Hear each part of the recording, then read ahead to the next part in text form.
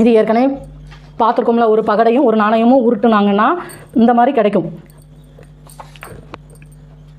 கூறுவெளி எப்படி கிடைக்கும்னா 1H 1T 2H 2T 3H 3T 4H 4T 5H 5T 6H 6T. இங்கே என்ன சொல்லியிருக்காங்க, ஒற்றைப்படை எண் கிடைப்பதற்கும் நாணயத்தில் தலை கிடைப்பதற்குமான நிகழ்தகவு. ஒற்றைப்படை எண்ணா நமக்கு தெரியும், 1 அதோட என்னது தலை கிடைக்கணும். இப்போ 1H